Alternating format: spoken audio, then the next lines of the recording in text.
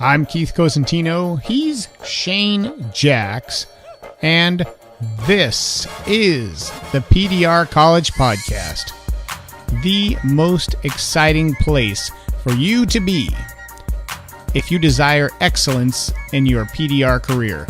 We are here every week sharing the things that we think are going to help you get out there, get a hold of mediocrity, poke him straight in the eyes, and take him down. We want mediocrity out of your life, and we want him replaced with excellence in every way. We want you to be happy going to work every day. We want you to be making a bunch of money, breaking records, and being excited about it. That's kind of our mission, and we're excited to be doing it. I've given Shane the night off tonight, and I have a special guest, my man Myke Toledo. Many of you know him. Probably all of you know him, but there's a couple people that may not. We're going to get into a little bit of bio about who Myke is and where he comes from here in the interview, and I think I'll just hop right into it. It's kind of a long show. I hope you guys stick around for the whole thing, but there's awesome information packed throughout. So here we go. All right, welcome to the PDR College Podcast, Myke Toledo. Well, what's going on? What's going on, Keith? This is a big deal because for some crazy reason, in the 157 or whatever it is episodes, I don't think you've been on our show yet. I have not, man. I've been waiting for that invite, man. It's crazy. We kind of wanted you to get popular first. Well, thanks, man. No, it's awesome. Thanks. I appreciate you coming on. We got a lot of stuff to talk about. We could probably talk for 3 hours, but for the three people who have been living under a rock and don't know who you are, give me the highlight list of what you. There's so many things you've done. I know how I would describe you, but I'm curious how you would describe yourself to somebody else. Like, what are you all about, Myke? What did you do? Where'd you come from? Who are you? Well, okay, I kind of give you how I started in it, and kind of evolved, you know. So I don't think a lot of people, maybe some people do, maybe some people don't, but back in 1991, I got into PDR with my stepdad, and I remember my stepdad learning in 1990. And I won't drag this on, but he was struggling to learn how to do PDR. And I was like, man, this guy's my stepdad. He's never going to make it, man. You know, so he's banging on doors inside the garage and he's got this props up. And then he went out to dealerships. What was his trade before that, Myke? He's a musician.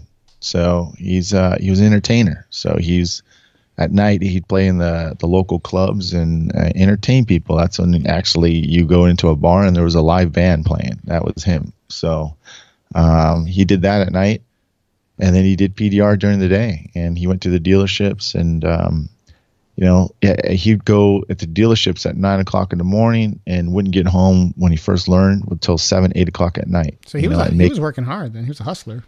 He was really good. He was a small Italian guy. And he was just, he'd give estimates and people would look at him and he'd bust out his Pall Malls, no filter, cigarette. And he'd like look at the car and he'd go, well, what do you think? And he'd bust out his cigarettes and he'd look and he'd light it up, and I'm sitting there going, gosh, man. And he'd take his cigarette and he'd go,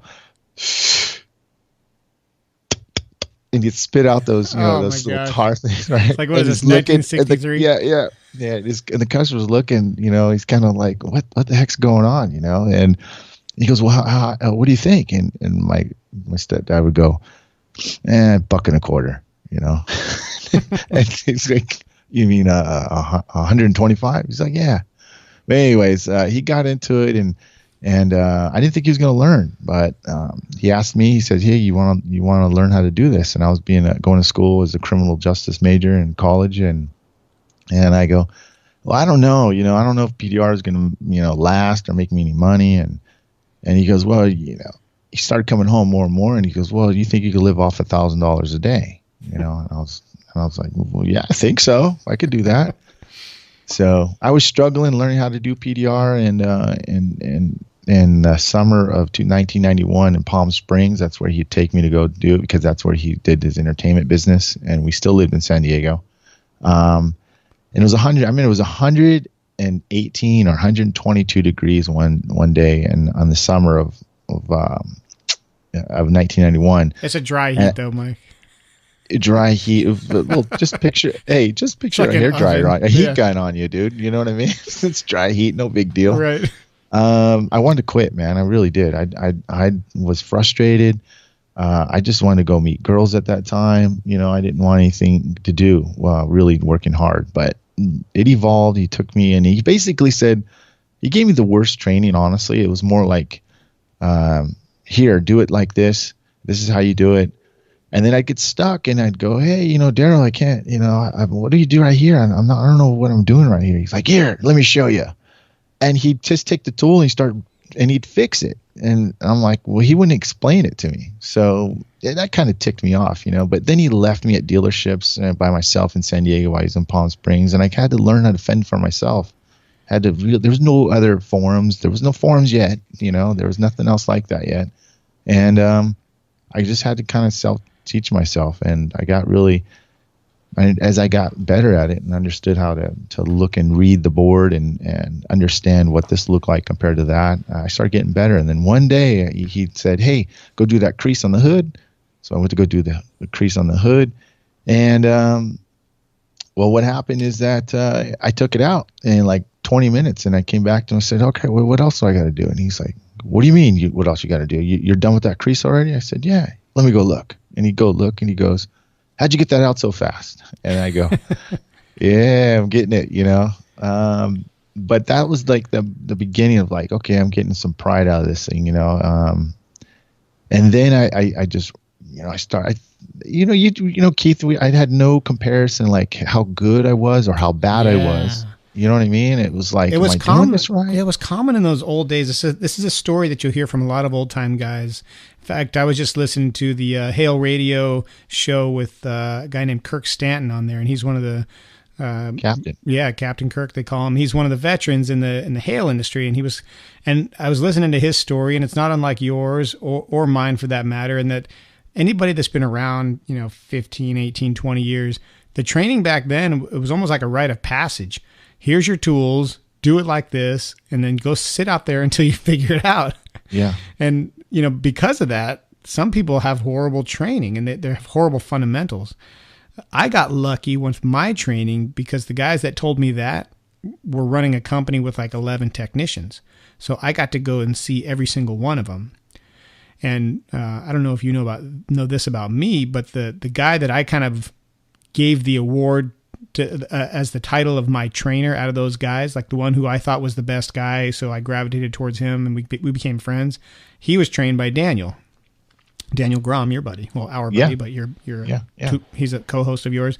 So that guy? So it's kind of like I'm in Daniel's lineage of dent repair guys. But once you figure that out, it's like you develop your own style after that, if you're a nerd like you and I are for it. So were you on a line board back then? I was. So you were a line guy from the beginning. That's all you knew. Yeah. Yep. I bring out this. I drive a Carmen Ghia around. That was my first PDR car. I had this huge light system, iron rod, like light system, and I had homemade tools. We'd go to me and my stepdad would go to Home Depot and be like, "Hey, is that a garden tool? Well, that'd make a good dent tool," And then we'd go to the metal yard and pick out tools and go to a welder and have them make the bends and shave down, take the belt sander, and it was just homemade stuff, man. Super homemade. I'm still thinking about that Carmen Ghia. I don't think I've ever talked to anybody that worked out of a Carmen Ghia. Oh man, anybody who doesn't know what it is, it's a poor man's Porsche. It's a 2-seater, and I have a little bit of a back in the back. I had a boom box. You had to have a boom box, man. I just made it work, man. I had about 10 tools that I used, and I was kind of like a Vinny back then, man. I used 10 tools, and maybe 3 or 4 of them I used 90% of the time, and I take a little bit of Tom Price he said it best that you'd have to make a dent to get to the dent and then reverse fix your dent, backwards. Yeah, so you had to make a mess to get in places. That's true. Yeah. So that's kind of like how it was. And, so it evolved. It got better, and then I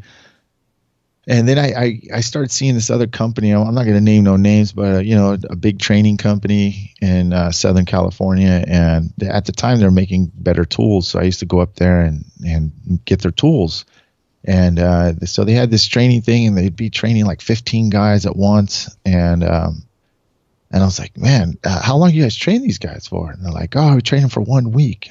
I'm thinking, wow, holy crap, they're training for 1 week? Oh, man, they must be good at training, man, because I'm scratching my head going, I struggled, man. I'm struggling. And as time went on, I joined Dording.com, and we were all kind of, congregated, and we were like, there's no way you could train somebody in 1 week. I mean, at least good, and understand the ins and outs. It's interesting now to think about, Myke, because you train guys as much as anybody that I know, and you still do, right? Yeah, you sure do. Yeah. So I know that when I started, and I'm going to just say when we started, there was no way you were teaching a guy in a week. I felt like, because I trained a bunch of guys for that company that I worked for, and I was fairly certain that you needed 1 year of on-the-job training before I would say that is a dent repair guy. At 1 year, I could send somebody anywhere, and they wouldn't have to call me with a bunch of dumb questions. 1 year, 40-hour weeks. Yeah. But now the tools are way better. The lighting is way better. There's more general knowledge. Like you and I we already have the systems and the strategies for pretty much anything that someone's going to throw at us.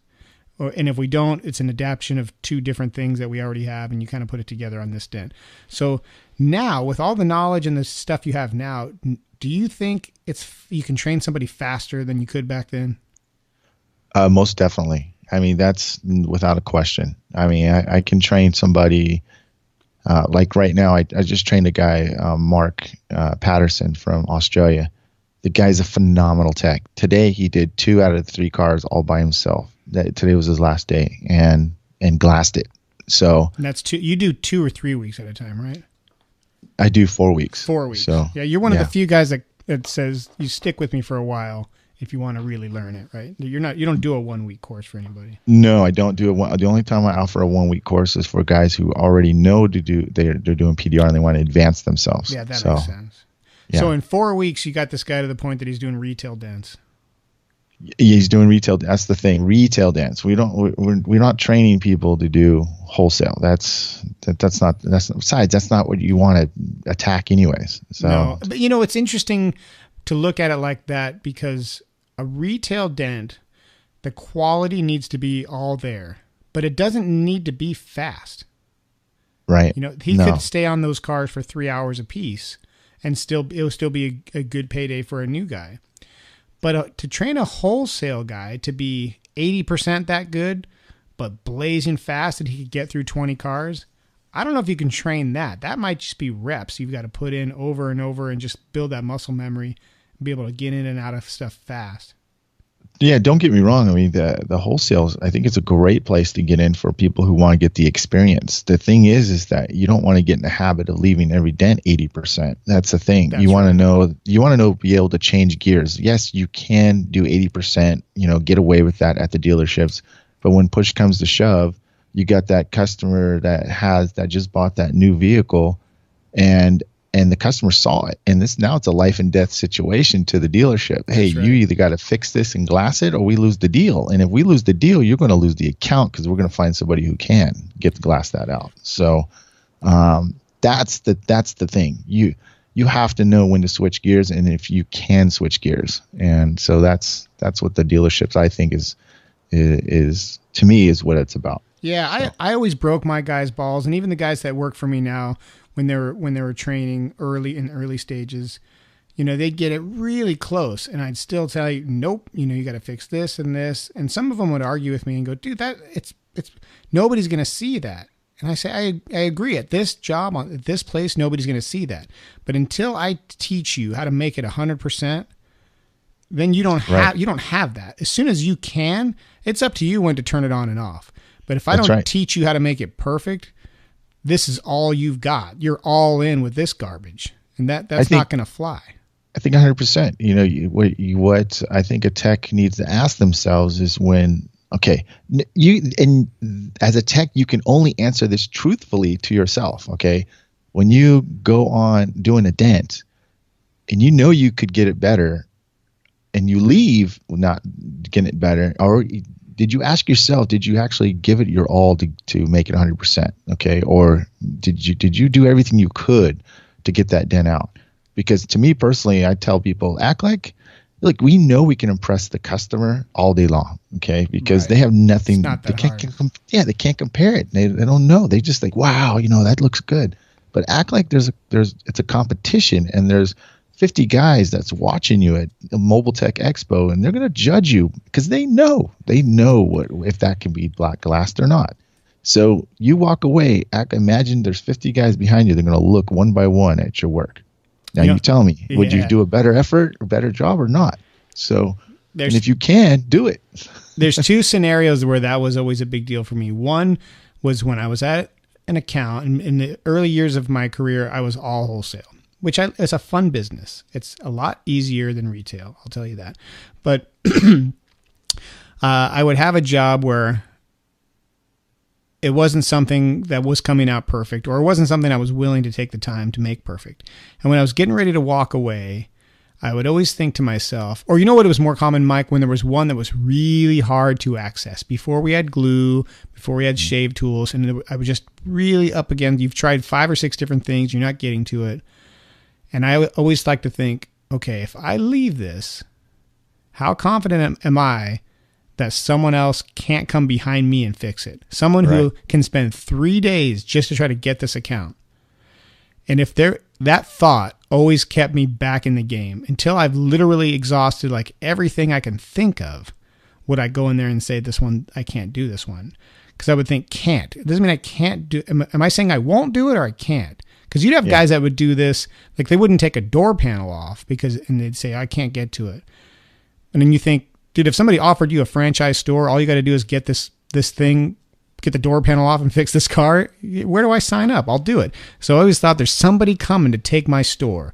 So that's what kept me making them perfect and not giving up. But the second thing was, and I know you're familiar with this because of what you do, is when you video that thing before you start, and you're going to do an after video, and you get up and you think that looks pretty good, and you walk around and you take 2 steps and you see the reflection bend just a little bit, and you go, oh man, I hate that camera sometimes. I can't record that. I'm either not finishing this video or I'm getting back in there for 15 minutes and fixing that last little stupid thing that nobody sees. That's right. That's the audience right there, is the camera. That's the truth. It is hard to please. Sometimes techs can't handle the truth, They really can't. And I ain't gonna lie, sometimes that's me, I get ticked off at myself sometimes, man. I want to go back to touch base on what you said about the account. I just got a quick story here, and maybe this will relate to the newbies who's coming, or maybe the guys who are just out there. They have an account, and my thing is always about trying. And I got a story when I was younger, in my 20s. I had this nice account, this VW account, and they had this Golf, and it had big dents on the hood everywhere, just big dents. And I came in there, and they're like, hey, we need you to take care of those dents on the hood. I looked at it, I was like, oh, man, that's hours and hours. I can't do that, I can't do that, And I said, oh, okay, So I come back the next week, write up a bunch of cars, man. I'm like, I got a lot to do. I come in to see the manager, and he goes, hey, Myke, Myke, that car that we had you look at and you said you couldn't do? And I was like, yeah. Well, another guy came in here and he was able to do it, and he got it out perfect. And I was like, what? I went out there and I looked. Whenever they say that story, it's always perfect at the end, right? Yeah, they never say he got perfect. It out and it was pretty good. I had to say it was perfect. It was. So I went out there. Yeah, I went out there and I looked. I was like, holy crap, man! How did he do that? And I didn't even look under the hood or nothing like that. I came back and he's like, Myke, well, we decided to give him the account because it's he did a great job and you said you couldn't, so obviously it means he's better than you. And I hung at that stung so bad. And the moral of the story was, some of you guys might already be guessing what happened, but the moral of the story is that I didn't try. Nope. So, and if you don't try, you don't know. And that goes back to did you really try? And just because I didn't try. Now the real truth is that, okay, if I would have tried, all I had to do was cut the glue, and guess what? Pop, pop, pop. Was it a glue? That's what it was. Looking back, it's what it was. Oh, it was a glue cutter thing, and it wasn't a matter of how easy it was. It wasn't a matter of how hard it was going to be. It was just, did I try?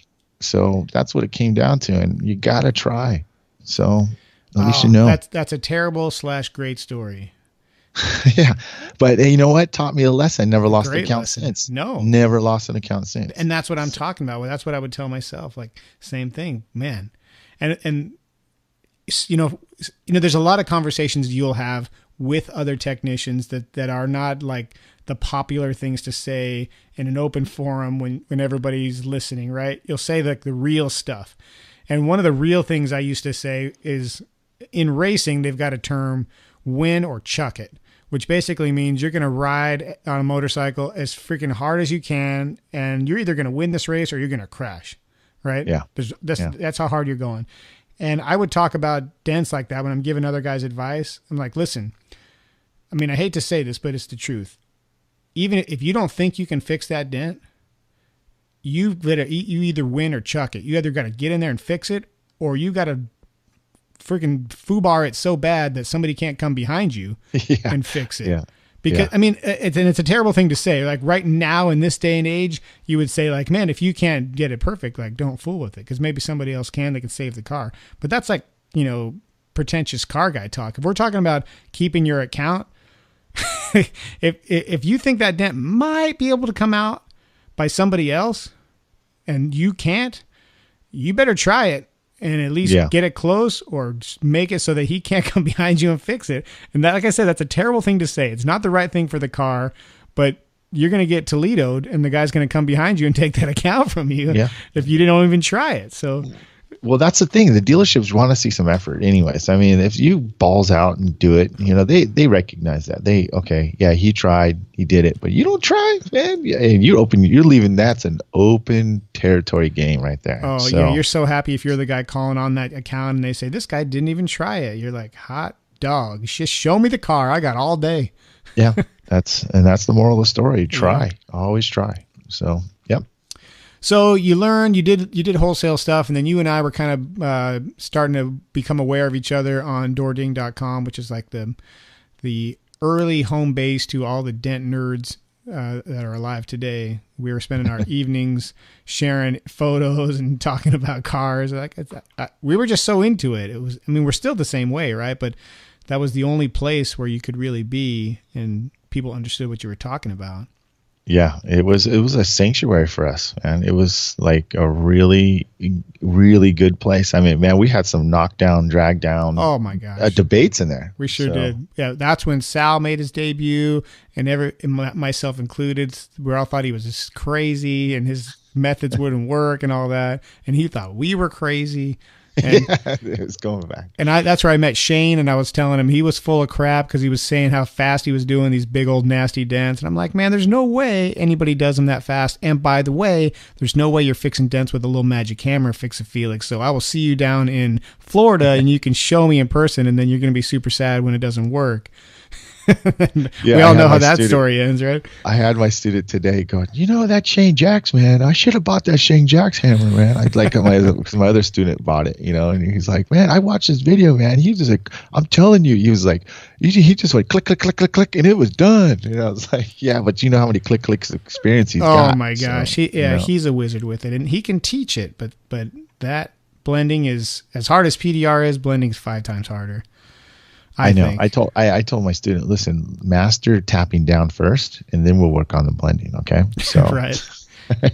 I don't know if you know this about me, but one of my hobbies is jiu-jitsu, and I've been doing it a long time. But when you first start, you see all these cool moves, and you're so excited, and you want to learn all these fancy moves that look amazing, and they have like they have big movements that are impressive. And you're like submitting people in these weird ways that no one sees, and that's the stuff you get all excited about. But the old school guys who are the black belts who are training you, they get so frustrated because you can't use any of that. even if I teach it to you and I teach it to you perfect, you have nothing to go with it, nothing to set that up, nothing to finish if that doesn't work. You need to learn this fundamental stuff, which is the building blocks of the entire system, and then you can learn the tricky stuff. And everybody who's new is like, oh man, that's so boring. You know, I don't want to learn that. I want to learn the fancy stuff. And I think PDR is the same way. Like you want to learn, hey, I'm new. I'm going to learn how to blend and glue pull creases. Like, well, you do need to learn that eventually, but how about we learn how to fix a dime size dent with a tool first, make it perfect. And then we'll work on how to do it under a brace and then on a roof. And then when you got those 3 down, we can start working on some harder stuff. But until you have that fundamental, like if you can't make a little dent flat in 10 different spots, like you don't need to learn smash repairs or blending. That's correct. Cause that's the foundation. That's the foundation. So you can actually build off of that for other techniques, because those still apply to the advanced. But it's techniques. So boring. I know. Yeah. I want to just do a smash crease body line dents. So, and with those dents, Mikey, when they're all smashed up, 3 glue tabs and a slide hammer make you feel like a superhero. You know, you're like, oh man, this thing is flying out. I'm going to be done in an hour. And then you get to the hard part. You realize, oh, there's more to this. Yes, indeed. We call it the roller coaster here at my company. Because when you first start, like you're like, I don't know about this dent. You know, that's when you're setting up and you're like click, click, click, click, click, click, click up to the top of the hill. And then like you get a couple good pulls and the thing kind of pops. And then you're like on the downward, you're like, woo, this thing's going to be done so fast. I mean, if I got it this close in 5 minutes with 3 pulls, maybe another 10 pulls and a couple knockdowns, I'm going to glass this. And then you start working and it's back up the other side of the hill, click, click, click, click, click. And you're thinking, dude, this thing's never going to end. I'm going to give up. I'm working for 4 hours trying to fix one little wave and I hate this thing. And then you finally get over that crest and you go back down the other side and everybody's happy. But it's I guess they should have got the black plague tabs then, because I get them out in 3 pulls. 3 pulls every time. And that's a promise if you buy them from Myke. I'm telling you, your latest tabs, and this is a plug on me, and of course this is on your own channel, but I'm not gonna lie, and those things pull fantastic. I'm talking the new ones. The black ice version.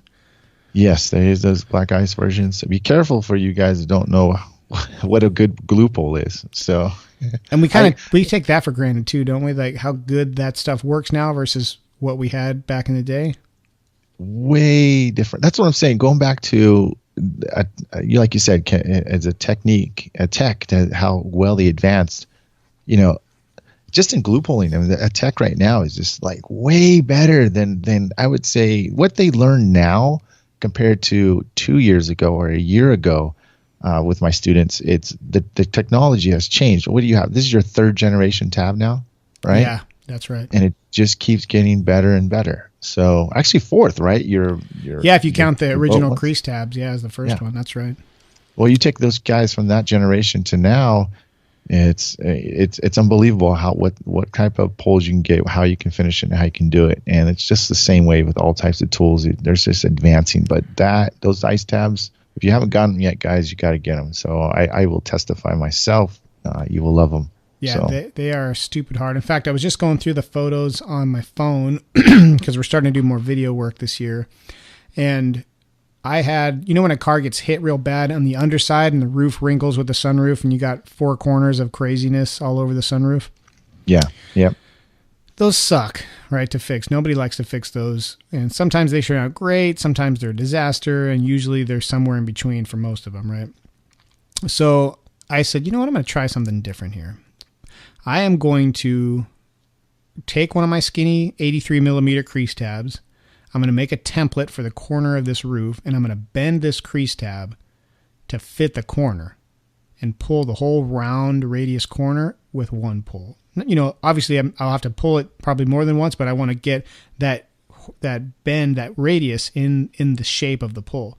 Because I learned early on with my big flat crease tabs that the pattern you put the glue down on is the pattern that's going to pull.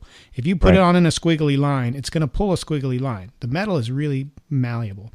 So I tried this and it worked okay. Like it took me 20 minutes of getting a torch and a vise and making the template. And that was kind of like a little project to see if it would work.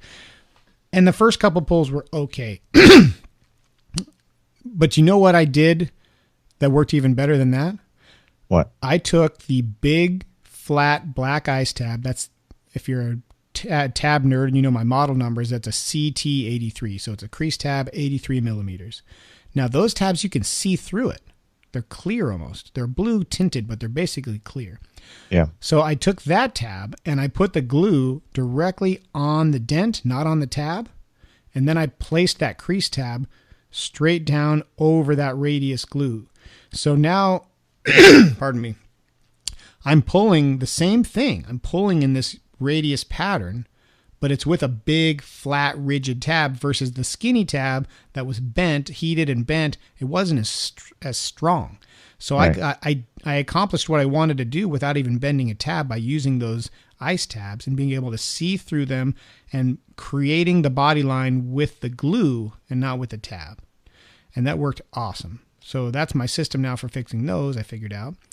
But that style alone of doing soft body lines or edges with that tab by putting the glue on the panel and putting the tab on top of it was kind of a aha moment when I first tested those tabs, and it worked again. So I would recommend that to you guys who are tricky, who are experienced guys and are trying to be the best at everything. Try that technique. If you're trying to recreate a shape, put the glue on the panel and then you see through the tab to see exactly what you're what you're creating. It works amazingly well, but it only works because that tab is so rigid. Yeah, I go ahead. I'm sorry. With the green tabs, they flex a little too much to make that happen. They flex on purpose so they don't crack and break. I engineered them that way, but that doesn't do everything you want to do. It does most of the things, but if you want this style, you need something super rigid, and that's the black ice tabs. Well, that's a good tech tip there. Right. So I'm going to give my tech tip now. All right. So I did a really deep dent on a motorcycle tank. Like it was like a picture of baseball hitting the bottom corner of a BMW motorcycle tank. Ugh. And it was so deep you could put your thumb in it. Well, note it was so deep in the center that you couldn't get a tab in the center. You couldn't get anything there. And the 9 millimeter, the 12 millimeter, it just wasn't strong enough because there's so much tension on the outside. Yeah.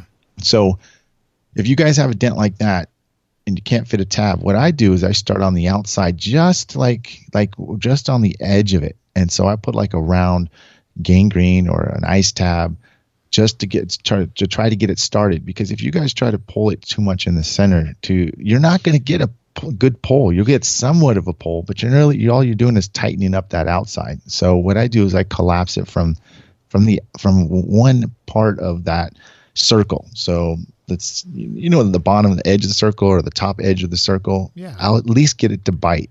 And as I get it to bite, it starts moving. And so I get closer and closer to the center. And I do tap as I go. But that technique right there really almost every time gets those deep dents out. So if you have a deeper dent, start from the outside and work it to the center. Because it's in the dent, the tab's sitting at an angle a little bit. Are you still pulling it with a lifter? Or are you pulling it with a slide hammer to try to match the angle? Or are you using the angle to pull it flat, to pull it?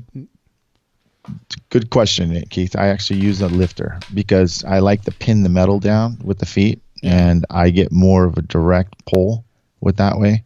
And I snap it. I don't slow pull it. I don't go pull, squeeze, and then tighten, squeeze, and tighten. You can do that on the lighter metal, but when you have a really rigid area that you're trying to really get it a good pull, I just hard snap it. So I want to shock the metal up and get it started and then start tapping down the crowns as I go to loosen it up so it'll give me more each time I do it. I hope I never have a half baseball dent in the bottom of a BMW tank to try that on, but I will take note of that technique. That's great, yeah. But I mean, it's just anything that you guys can, if you want to glue pull something that deep, then start from the outside, work it into the center. I think you'll be surprised how well it works. So yeah, it's tough. It's when we talk about stuff like this is what makes me realize that it is it's such a comprehensive thing we do that it takes so many different scenarios to train somebody, because there's a lot of times when there's a right or wrong answer, but there's even more times when there's not a right or wrong answer. There's different ways.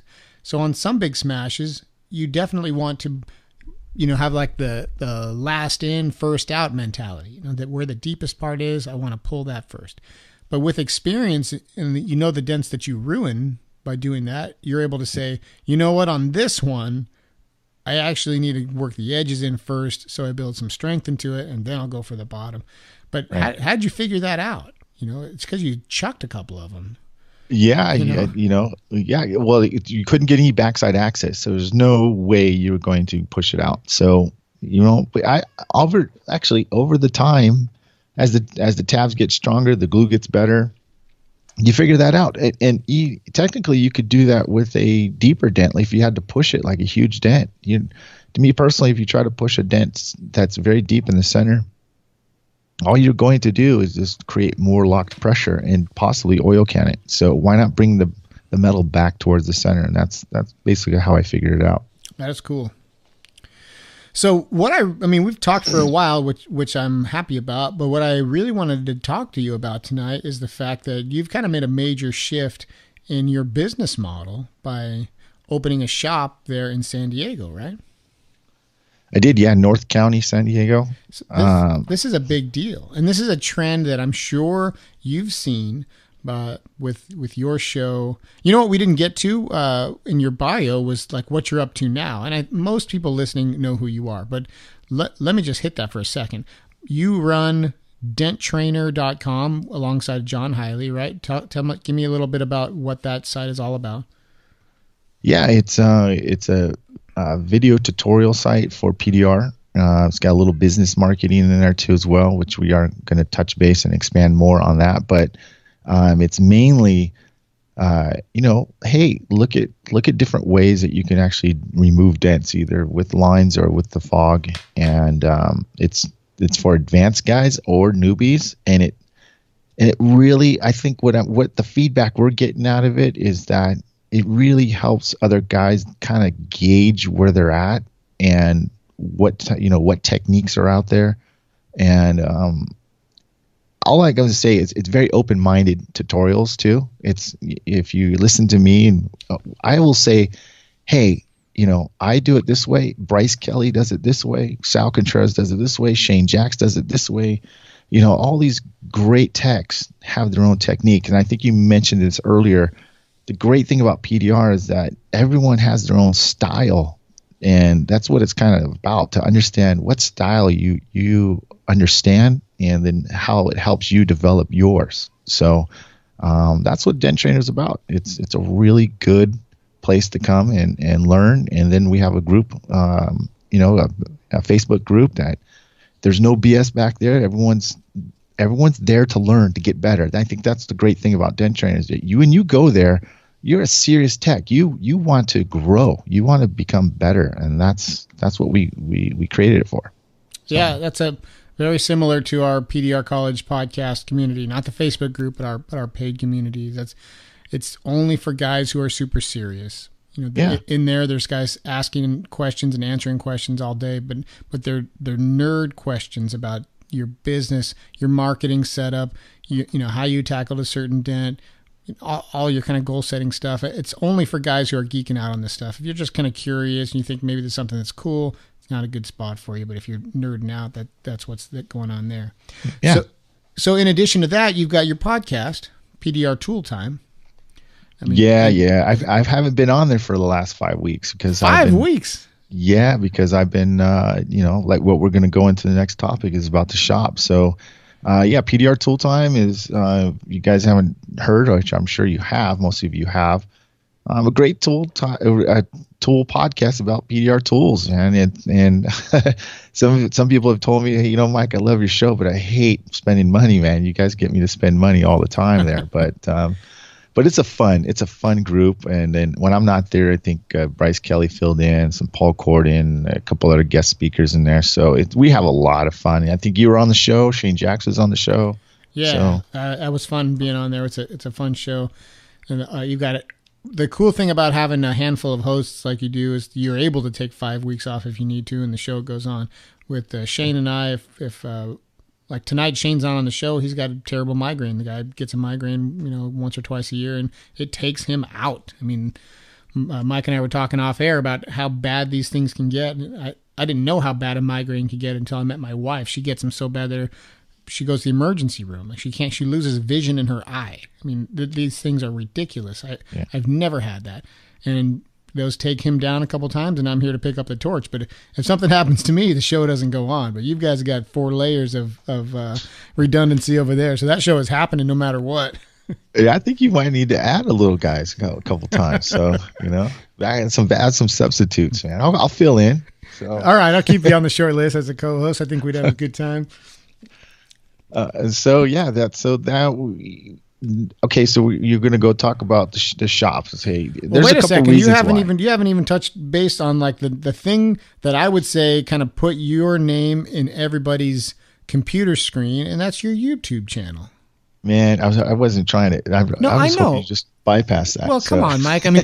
I mean, you're not going to say it, so I'll say it. Your video work for PDR is probably the best in the industry, and that's because you've had a passion for it for so long, and you were making videos for no other purpose. Like, you didn't even monetize your YouTube channel.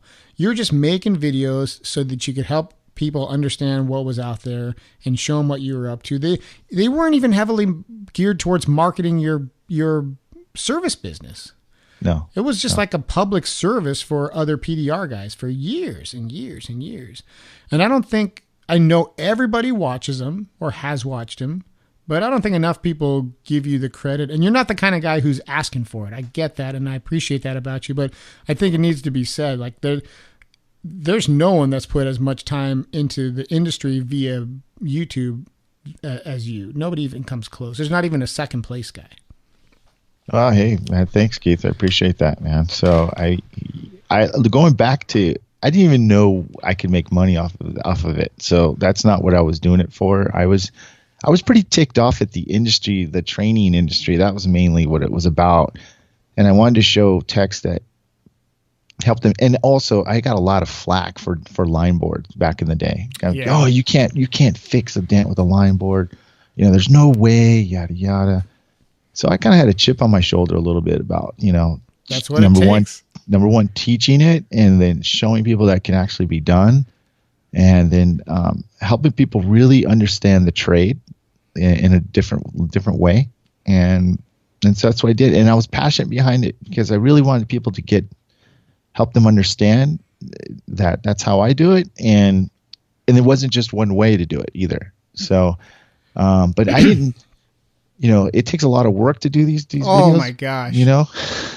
If you don't know, if you've never tried to edit a video, then you don't know why I'm giving Myke so much praise, because even if you like it, and I happen to hate it, but even if you like it, it takes forever, especially if you can even get them as nice as you get them, Myke. But I'm sure you've gotten better and better and better as the more you've done it. But holy smokes, you can spend an hour doing a 2-minute video easily. Oh, easy. Yes. Yeah, easy. I mean, I'm a big stickler on camera shots and angles and the quality of how it looks. I mean, I'd say my wife, she pretty much, I have to get the newest camera because that's how I keep my passion going. I got a new camera and I can shoot all these videos. I got so much video right now I got to edit, but yeah, I can't imagine what you've got that never made it on YouTube. Yeah, I got lots of stuff, but you're right. I'm not going to say anything more and more about it, but it's passion. That's all it is. I love what I do. Tell it is. I love what I do. And and it's positioned you guys, you and John, because you taught John and he got really good, really fast at it too. I remember seeing that transition way back in the day, maybe, I don't know, 5-7 years ago or something like that. And has it been that long since John started doing a lot of video? I think so. John's a beast now. Yeah, he got really good. He's even beyond doing videos now. He's he conquers something and then he goes on and moves on to something else. He's always trying to self-better himself. So that's really good. And they're one of the most passionate, genuine guys out there. Really, really good. Now, good thing he doesn't do his videos in 3D. because his hands would probably smack you about 15 times, dude, in the face. But I can neither confirm nor deny that we've called him John Hands Highly before. yeah, you're like, wah, wah, wah. So, but a good, great guy, and I couldn't ask for a better partner. So, no, he's the best. Really good. When he came on our show, it's been one of the most popular episodes as far as people coming to me and saying, man, I really liked that episode with John, because he kind of went into and told his story about where he came from and the kind of some of the stuff he's overcome to become where he is now, and it resonated with a lot of people. So I thought that was super cool. Yeah, he got a great background. I think that guy doesn't drink at all. NTE, man, nope. I thought he was drunk a couple times, but he wasn't. I think he was just feeding off his wife. Fun. So he's just a great guy. So if you guys haven't met him personally, you should say hi to him when you do. If you do see him at MTE, he's just a real stand-up guy. Yeah, he's great, and he's got a new show, John and Tom 360. So yeah, I listened to my first episode of it the other day. I thought it was great. His co-host Tom is a super stud. You can just hear in his voice that he's been speaking for a long time. The guy is smooth, and not just smooth and hollow, but he's got substance there too. So I enjoyed it. I would recommend you guys check that out as well. You said something a minute ago I wanted to talk about, and that's the line board thing. I forgot that people were busting your chops about lines because everybody was on fog. If they came from a Dent Wizard background, they were fog guys. You used to spray paint your own board. You couldn't buy an LED. You couldn't buy any fog. You had to make your own with paint. It was so stupid, but that's what it was. It was almost like you said, making your own tools. You make your fog board. And I remember seeing the lines that you had up, and I made some with pinstripes on a plexi. And it's a strange phenomenon with lines, because the saying that I like, and it's not, I didn't make it up, but it's the lines don't lie. And that is the truth. I mean, if it's flat, it's going to show flat in the lines. And if it's not, you're going to see something. But that's one thing, being able to see that it's not perfect. But being able to fix it in the lines, really hard. Really hard. I still can't do it. Yeah. It just makes my eyes go crazy, especially at a complex dent. There's just lines going everywhere, and I've watched your videos to see how you explain it, and it seems almost like a different trade, because you're talking about manipulating the reflection, right? You're trying to change the shape of the lines, make them fat or skinny, right? Correct. But when I'm teaching in the fog, I'm not talking about the reflection at all. I'm talking about the shape of the metal that the reflection is showing. I'm saying, do you see your push mark? Do you see this and see that? I'm not saying look at the reflection and see what it's doing. Does that make sense? It does. It's a different way of explaining what the fundamental part of PDR, and that's seeing what the metal's doing as you're working. So to me, it was like, wow, this is almost like a totally different way of doing it. Totally different, just based on the reflection. And I thought, this is amazing that, number one, it's amazing to me that you can do it. And secondly, that you can teach it, because when you get stuck in one way, it's really hard. It's like you bat right-handed and they want to teach you to bat left-handed. It's probably not going to happen unless you're really dedicated to it. Yeah. I try to encourage my students to do both, cause I have a hybrid boards, you see fog and lines at the same time. So, I got a quick story on how that came about. Now, my hybrid board was, let's see here, 2006, 12, 13, 14. Gosh, what is it? What year are we in? 17? Okay, this is 11 years ago.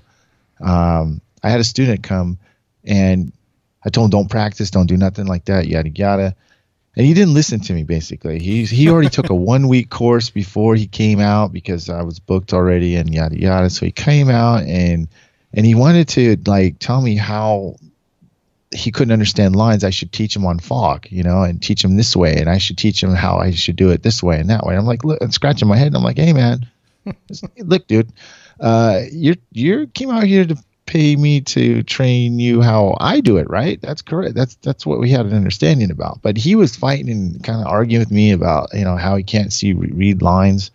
So I went out and took the lens off, and I had, it was the bulb version back then. And so one side of the wing was fog, and the other side was lines. It had to stripe the lines, the wing. And so he could compare how, okay, he understood fog really well, but he didn't understand lines. So I tell him, look at the fog. You know that's a low, right? And he's like, yeah. I said, now put your head just a little bit low and compare it to what the line looks like compared to that. So that's how I kind of got guys to kind of really gradually understand it. Now the lines are, you're looking at the curvature, and the fog you're looking at contrast, but you're right, it's two different animals, and I used to get flack because people say, hey, your lines are a piece of crap, and I used to get really upset, like, it's not, yeah, it's not, go back and forth. And then I got enlightened, right? And I realized it wasn't because my lines were crappy, it's because they didn't understand it. Nope. So they just thought it was bad. So today I still preach, it's not about which reflection's the best, it's just how well you understand it. So that's what it came down to. I've been a proponent of that same closed mindset too many times in the past, and I've talked about it on the show before, but when something different comes out, and thankfully our industry evolves pretty quickly. There's it's not like the thing goes upside down every 2 years, but it just keeps marching forward down the same path. So nothing really changes, but everything keeps getting better, and new, slight variations come out. But every time something kind of large comes out, like glue pulling or a hot box or things like that, or a dent dial, almost every time early on, I would say, that's stupid. Yeah.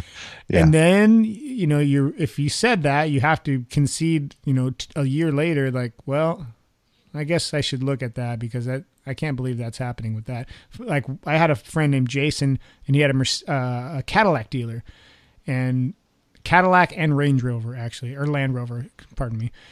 And there was a Range Rover with a dented rear hatch right where it says Range Rover, and he couldn't get a tool on it for whatever reason, so he turned it down, and some dude came behind him and glue pulled it and got the account. Just like you with the hood thing. So after that, I said, holy crap, I better learn this glue thing, because I don't want to be the next Jason losing a freaking franchise store because I don't know what's up. So that's when I went all in with glue. But when my boss had brought it back and said, hey, check this thing out. You glue them on and you pull it. I'm like, that is so dumb, dude. That is the dumbest thing. Like, to me, it was like a Popsodent, Like, if somebody brought that and said, hey, check this out, you could just pop them out. Like, man, you're a retard. I got cars to fix. Get out of here. But now, Keith, it goes to keeping an open mind. I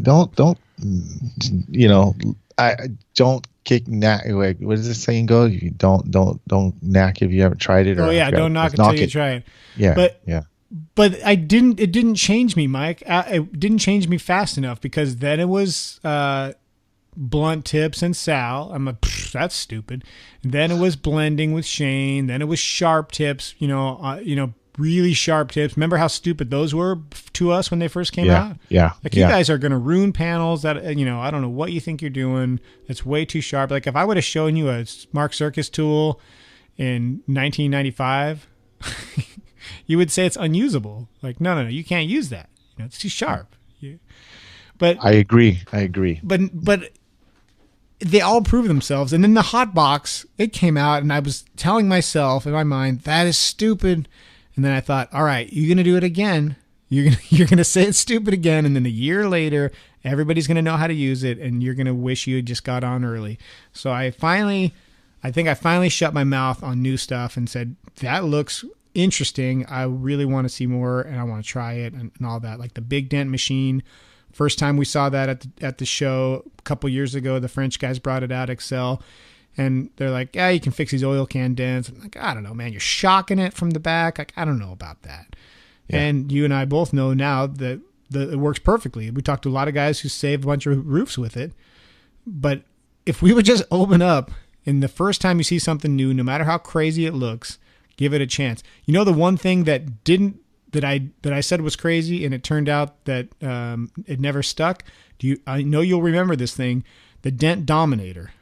Oh gosh, yeah. I still have never seen one in person. You don't want to. You want to see. You don't want to see it, but don't turn it on. Have you messed with it? Oh, I think my hearing's still messed up right now, dude. I don't know. Seriously. Can you find that thing online still? Is it still around if somebody looks? I think so. Dent Dominator, Daryl Domino, I think that's his name. So, yeah. And he's still. It was basically an air grinder, like a handheld air grinder, the little cylindrical one. There's probably a better name for it than that. But he added like a 2-foot extension with a hard shaft in the middle, and then you put these little. If you're a motorhead, you know what the rotor of a rotary engine looks like, like this kind of lobed triangle. It kind of the piece like that, but polished metal or plastic on the end, and it just spins around real fast. And you push like a dent tool, I guess, with that big old rod with this thing spinning like crazy on the end. And the idea is that you get like 1,000 little pushes a second. So I could see how it could actually work. I bet in the hands of a guy like me or you, and you had earplugs, you could probably do some really cool things with it. It just annihilated the backside of the panel. I bet. You know? I mean, you're hitting it with the spinning piece of metal, like it was excruciating loud. I mean, you couldn't do that anywhere. I mean, it's like it was loud for a body shop. Let's just put it that way. You know. So that was the one that I said it was dumb, and I never changed my opinion. But I also never saw it in person. No, yeah, it just wasn't set for us PDR guys. And no way. For what it's worth, I think that guy was also doing some really unique glue pulling at the same time he was putting that out. I remember a video where he was doing a crush on a quarter panel, and he had a system similar to what Sal has now, like a bridge. It wasn't a dent dial, but it was a bridge with 2 big 2x4s covered in carpet, and then a metal tab that he had homemade in the middle with a ton of glue, and then he put a drill on it in the middle to pull it up. Yeah. Do you remember seeing that? Remember. Yeah, I do. The guy was actually a pretty decent tech. I watched some of his videos, and he was a pretty decent tech. He was just really trying to push that Dominator. So, and that, yeah. but that glue thing, if I would have, gone deeper with that at that time, that video was probably 12 years old now, 13 years old, I bet. Yeah, at least. So it just goes to show me that with this kind of stuff that we do, if you just keep your mind open and listen to everybody, you can get something from everybody. You can really pick up a lot of cool stuff. And that's where I feel like you and I and John and Shane, that's where we are now, is that we've listened to so many different guys, made friends with them, talked repairs with them, shown videos and compared notes, traded stories. Now we are like the mixed martial artists of PDR, because that's right. I know the Bryce style with super sharp tips. I know the Sal style. I know the Myke style, the Shane style, and I can pick and choose what I think is going to be the best for that particular repair. Not to mention I got my own stuff in there too, Yeah. No, you actually, I think you sent me those Black Plagues back, was it 3 years ago when I was, and I was chasing hail out in Colorado, and you sent me these. Yeah, I just watched that video the other day actually again. Yeah, it's actually, if you guys haven't seen that video, it's a really good video. I shot it with my just point and shoot, and no editing and audio or nothing. It was just straight out of the camera. But that video was awesome. I look back at it too, and I catch myself just keep watching it. But you go, that's too much glue. That was too much glue. Guess what? It was too much glue for those tabs. See what I'm saying? Yeah. That's how much it changed. Okay, for an Atlas tab, that's how much glue I needed to put on there. It wouldn't stick otherwise. Yeah. So I was used to in that habit of putting too much glue on, and I think guys still put too much glue on it because, and now today I tell guys you don't want that glue coming out of the edge, or bubbling out a little bit, but not dripping down or anything like that. So, that's what I'm saying. That has changed the game since then. That's what I learned from you, so it does. If you're open-minded, you're going to become a great, you're going to get better. You're going to get so much better and faster and cleaner, and just stay, but don't get that ego, even if you don't like the person. I mean, I know there's some people that might not like my style or whatever, but you know what? At least be open-minded and give it a good go and see what you can get out of it. Well, the internet crushed my ego, Myke. I knew I was the best guy in California before I got online because, in your bubble, all you know is what people keep telling you. And man, shop after shop after shop after dealer after dealer. Man, you're the best. Nobody's as good as you. I've never seen work like this. You're fantastic. We only want you. And you know, after a while, you start to believe that must be the case. If 25 different people who have been all over the country keep telling me that. Yeah. And I may still be the best guy in my general greater area, but it took me the 2 years in a row at the Dent Olympics to realize that, okay, I'm plenty good. I'm not worried about how good I am, but I know I'm not one of the elite guys. Yeah. There's a level there that almost takes like a magical gift to get to. And those guys are just blessed with it. I mean, they work hard, they develop it, but guys like Shane, Simon from Canada, even Mark Serkis was a repeat offender in the top placings there. There's just some guys just have magic in their hands, and they are on another level. They can make stuff flat that normal guys can't. I agree. I just go every year and I look at the worst dent and go, okay, good. I'm not worse than that. Okay, so I'm not as bad as that one. Every year, the worst one is so bad. I wish we were collecting photos of those over the years. You would get a lot more entrants.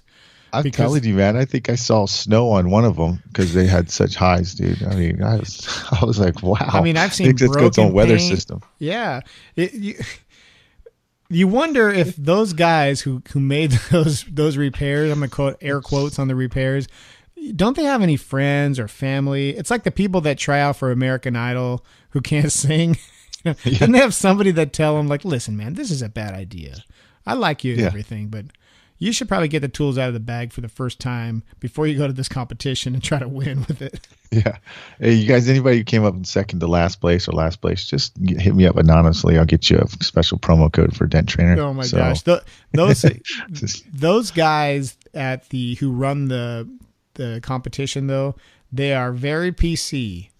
And I remember like the first year I was pretty sure I was going to win, right?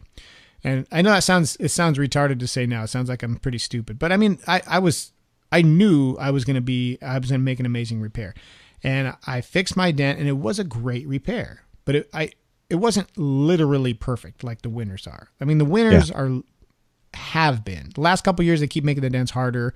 They're not looking as great at the end, but like when they were maybe 2 years ago, 3 years ago, the winners were literally perfect. There's nothing there. Yeah. And my dent wasn't, but it was close. It was really good. I mean, super happy with it in any other environment. I would show any technician. I'd show any car owner on any car. It'd been great. So I knew I was going to be in some kind of running. And when it was done, I think they only gave prizes up to like 12th. Yeah, that's right. And one of the guys who I'll let remain nameless is like, nah, dude, he's like, we don't keep track because we only have 12 prizes, but yours was 13th. And I was like, oh, that's right there outside of the winners, like pretty close out of the 50 guys. Like, I'm happy with that. And then over the years, I overhear them more and more. And it's like, everybody who didn't win, you're 13th. Yeah. So it's like, dang, it's like I found out there wasn't a Santa Claus. Yeah. I know that's a tough competition. Oh, it's super tough. And props to those guys for wasting the whole show working on it, because they spend the whole time before, during, and after on the Dent Olympics. They don't get to do anything. It's like working in a booth, but you don't make any money. Yep. No, I definitely got to give it to him. And I know Terry Siegel ran that thing for a long time. Yeah, so he did. That was pre-me for the MTE. That was like the early days. My first one was when it was in Corpus Christi, Texas. Oh yeah, I remember that area over there. Hey, I heard just real quick. I mean, when's this podcast? Yeah, you go ahead then. I heard. That's what I heard. But you heard and I heard. Yeah, is that true? It went in an email. So it's the real deal. Kevin has sold the Mobile Tech Expo business to the same company, ConX or something like that. I don't pin me down on the name of the new company, but they're the guys who put on the SEMA show. Any idea what that means? Does that mean it's change is always scary because you don't know what to expect. Yeah. And the SEMA show is in. I think it might get lost there though. Yeah, I don't think they're going to bring it to SEMA. And Kevin is staying on as the director, at least for this year. I didn't understand the way it was written, if it was for more than this year or not, but at least for this year, he'll still be the show director. So Kevin will be on the ground, kind of running everything. So I'm grateful for that, because I mean, the booths and everything are already picked out for next year. The date's set, the booths are picked out. It's like before you leave there, it's this year. It's set up for next year. But the SEMA show is a big, nasty animal with so much stuff going on there, and the unions in Las Vegas are brutal.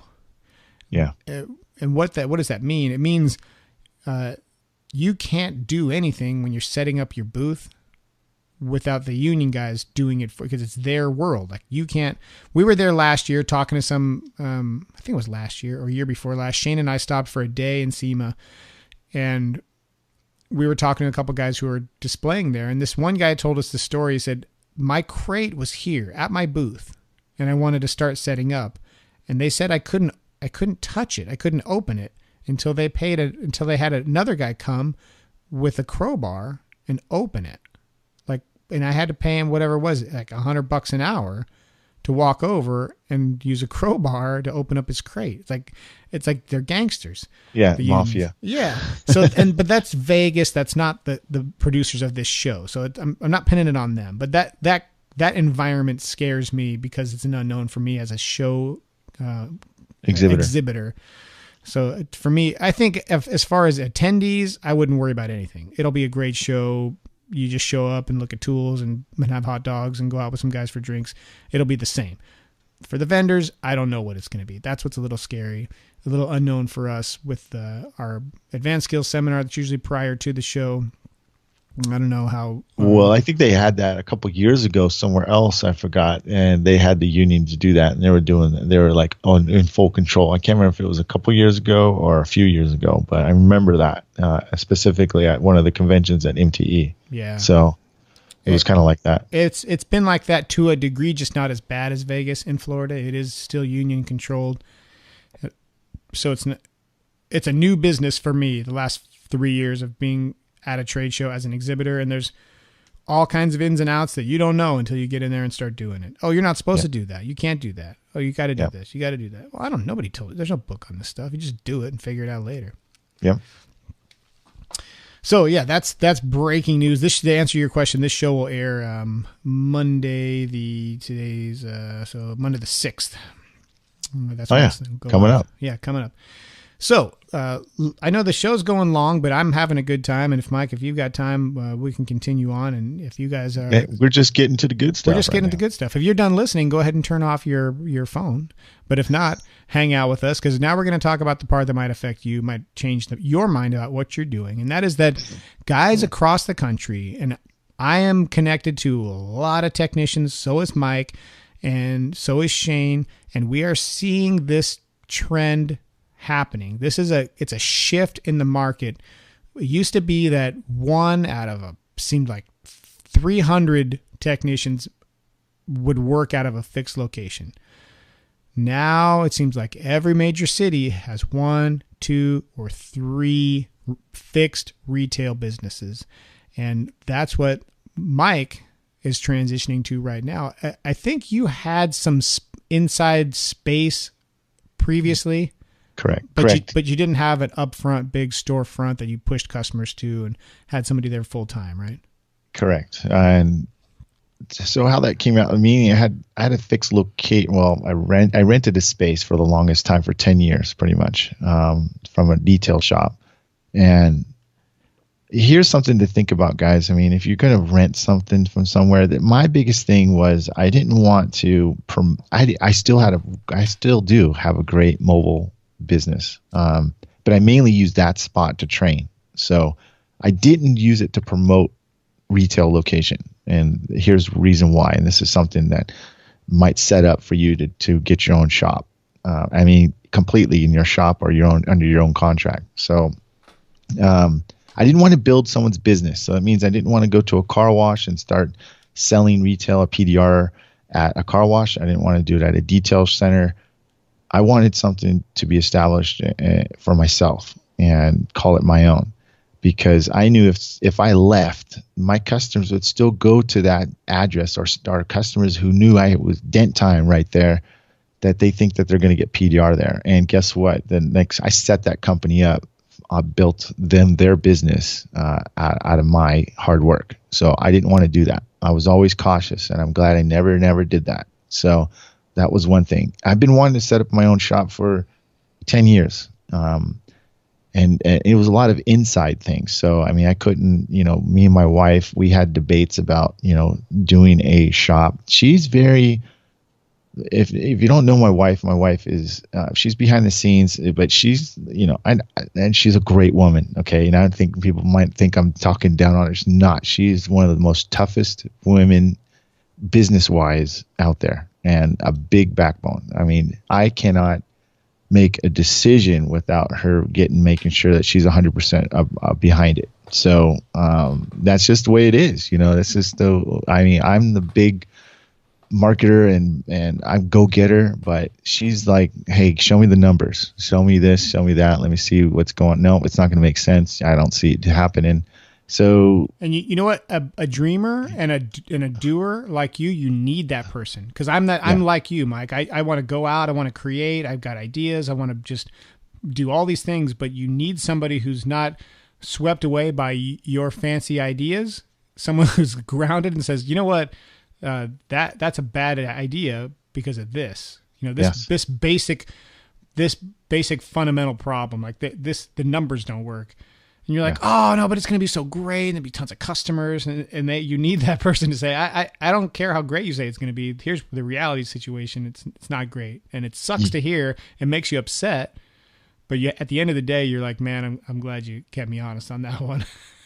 Yeah, I still do have a business partner in the bumper repair side, not Dent Time, but it's another division called Bumper Time. So I have a separate company called Bumper Time, and he wasn't for it either. He was like, hey, we don't want to get a shop. We want to keep the profits high as we can. Let's keep it mobile, yada, yada. No problem. So, we did that. And I think it worked out timing wise, because I'm a very visual thing. I believe very strongly that I need to be consistent on the appearance, on the quality, from the logo to the website to the vehicle, how it looks. I mean, you guys know I'm a stickler on things like that. So my photos, everything has got to be that way. So, it's either I go that way or don't. And so I didn't want to get a shop half-assed.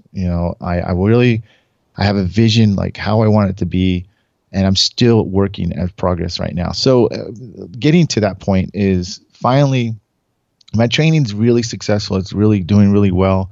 And I'm very thankful. First of all, guys, I'm very thankful to be in this business. I can't thank God enough for the position I'm in. I think that for anybody who's in this position, they should be thankful as well. There's nothing that we could actually make this type of income, and we're in charge of it. And how hard you work at is what you're going to get out of it. So. That's where I stand on that. And so going back into the shop, we finally, I wanted to be in the middle of San Diego, but it just kind of didn't work because I live in North County, and then I train too as well. So that was kind of taking a toll on me going back and forth every day. And plus it took me an hour to get home and not be with my family and stuff like that. So it was getting worse and worse as far as time wise. So that's an hour drive in traffic. Yeah, I mean, it depends, give it or take, So, so I'm about 35 miles north of San Diego at this point, and we got a shop storefront technically less than a quarter mile away from my house. Oh, so, wow. Yeah, so this is going to work really good.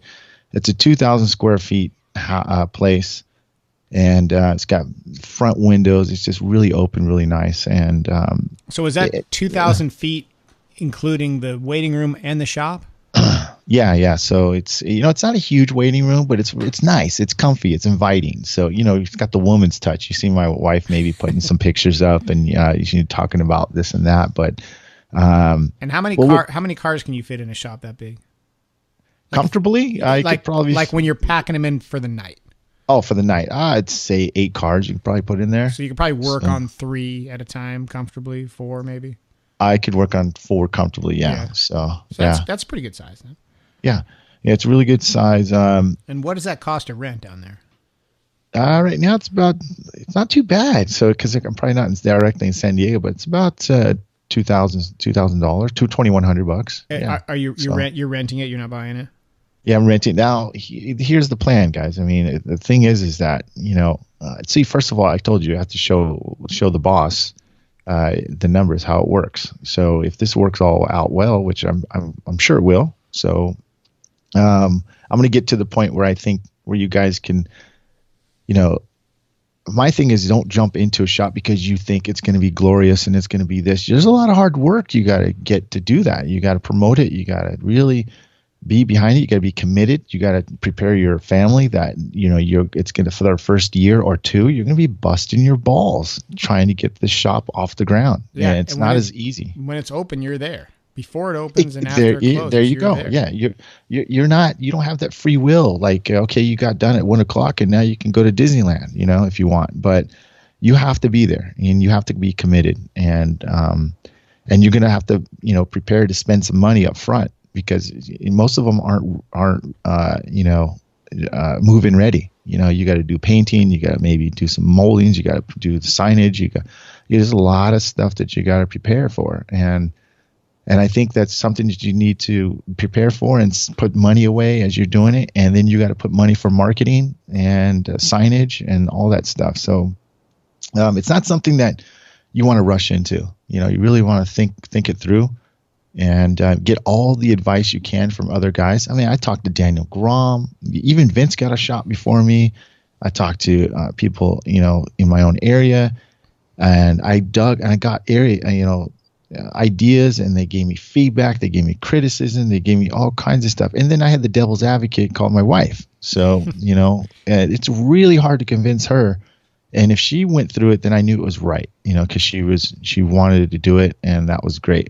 I don't know, like going back to my wife. My wife is like, she's like Joe Pesci, dude. You know what I mean? Like, seriously, she's small, but don't freaking mess with her. She's way cuter than Joe Pesci. Yeah, okay, yeah. And so, anyways, I got a story. So one of my detailers, they owed me money, so I went over there and I said, hey RJ, hey, I got Mary told me to come by. She said I need to get a check for like $400, and he goes, he's like, oh, Myke, let me tell you something. I can get you the check, but I don't have the money until next week. Can you come back then? And I was like, what, RJ, no problem, man. I'm just going to have Mary give you a call. Mary, no. Don't have Mary give you a call. I'll write the check right now. Don't have her call me, please. Don't have her call me. Because my wife is like, oh, you had a fire? Oh, F you. Where's my money? Can I hire her? She's the pit bull, man. And, but yeah, so she's the numbers person, and she's, no matter what idea, Keith, I bring up, if it's a greatest idea ever, she's going to shoot it down. She's going to find some loopholes in it. She's going to tear it up. She's like the worst attorney that you could ever want. I call them dream crushers. Yeah, and that's what she is. She goes in there and she just smashes it to pieces. And then you leave with your tail between your legs and going, I guess it won't work, I guess. But half the time it will, but she just wants you to, she puts that doubt in you. If there's going to be any doubt and you still feel doubt after she crushes it, then it's not going to work, So here's what I want to talk about a little bit is the structure of your company and how you mentally worked it out that it's going to work in the shop. So you do a lot of training already.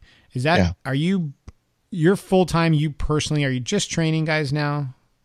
I mainly train about more than half the time of the year now. Yeah. And that's what I was going to get to is the retail business. As great as a marketer I am, which I really pride myself on marketing because I love it. It's not, you're not going to have 15 customers coming to your shop at once unless you are right on like the busiest highway, which you're going to pay top dollar. And most of us can't afford to pay top dollar opening up our first shop. As a side note, before I forget, did you position that shop close by other dealers or body shops or anything strategically?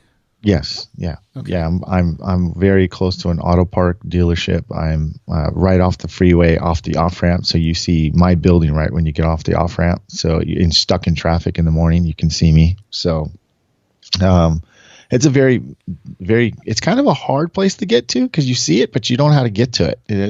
That's the funny thing about it. I've got one that I'm looking at like that, Mike. You can see it really well. Driving to it, you got to really want it. You got to want it because it's not easy to get to. Yeah, and so one of my ideas is I'm going to take my drone and I'm actually going to do an overhead flyby around cool. and then put a video on the front page. Yeah.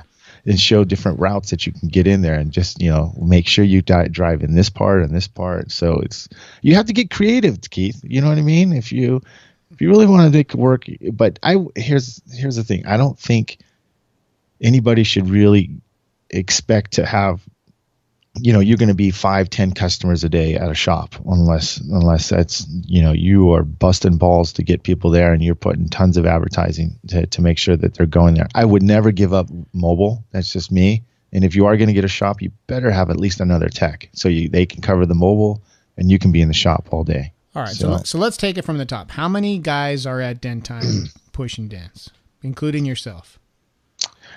3.5. So I got a part-time tech. Okay, so it's you plus 2 other guys and a part-time guy. Yeah.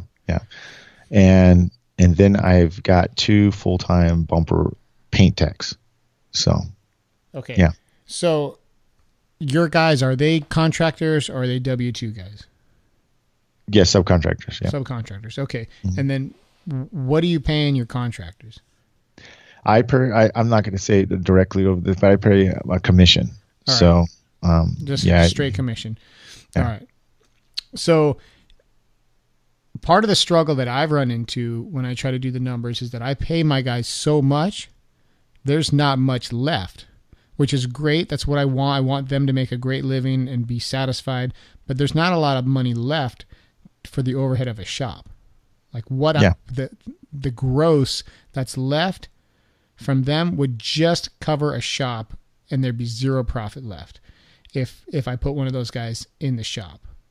So some guys I've talked to in other parts of the country are like, well, yeah, that's why you pay them less to be in the shop because hopefully the sales are higher and then they can make more money in the same amount of time with higher paying jobs. And I always think like I'm a technician when I'm doing compensation calculations, and I think if somebody offered me that deal, there's no way I would take it. That's a stupid deal. Why don't you say, hey, Keith, you're busy all day, every day. Why don't you come sit in this shop for less commission because there's a chance cars will come in and you'll be able to close them for higher numbers? Yeah. How about no? How about I just keep doing what I'm doing? Well, that's the thing. I would never take my techs off what they're already doing really well now. They're very comfortable.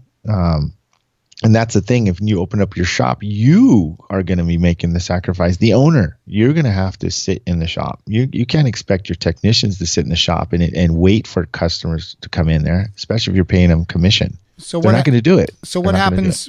So what's your plan? You can't train and assuming the shop gets successful, you can't train and do all the dents. No, what's great about it though is that I actually build up those customers and I'll set appointments for them to come on specific days. And my technicians, the cars in the training. I get that. Yeah, I do. Yep, I use some of them, but not all of them. But the ones that come in, they'll call me, hey, bring it in. I try to stack them up for a specific day. So for my technician to come in there and just ball it out, and get it going. So you'll still have your mobile techs come to the shop. Mm-hmm. If you can project this thing out 2 or 3 years from now, and it's running perfectly, who's in there fixing dents on what days? Well, I'm not.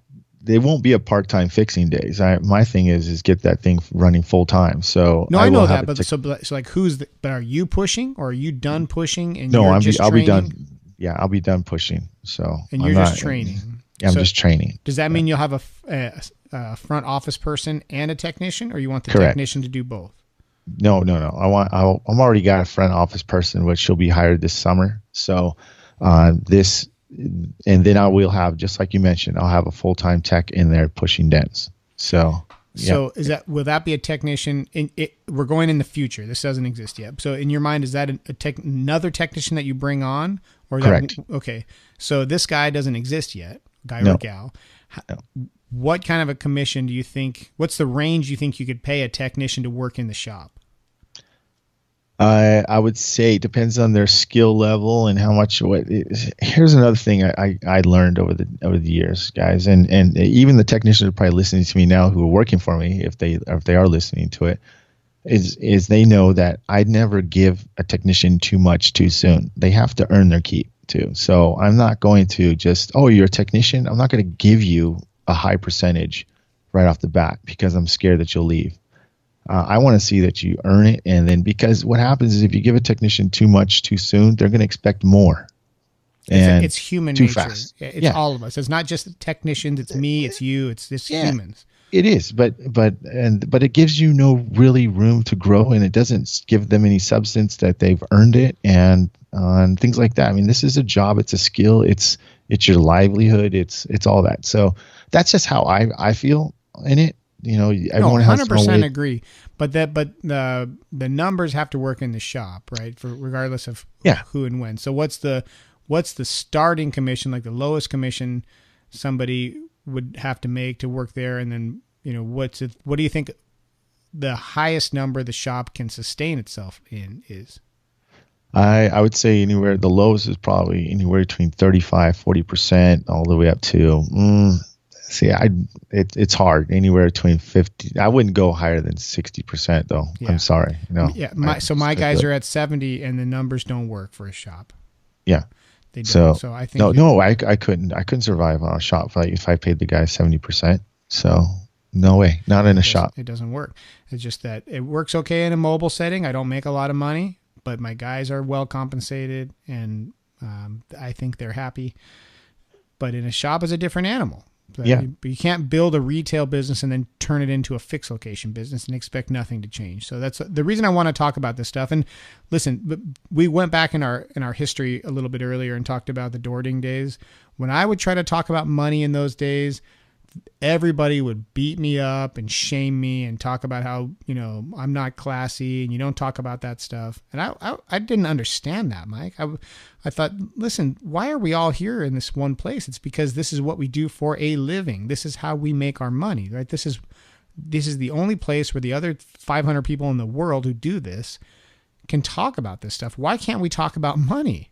And it's a paid group on top of that, guys. It's not like it's open to everybody. Like, let's talk about money because it's super serious. Like, it's you guys, if they would have, as a collective group, been open to having those discussions, our lives would look a lot different today, because that's what we're doing now with this podcast. We've been doing it for a couple of years, and we've opened so many minds. My mind as well has been opened by sharing this knowledge, and the industry is better compensated place. The estimates are more standardized now, at least among the faithful listeners.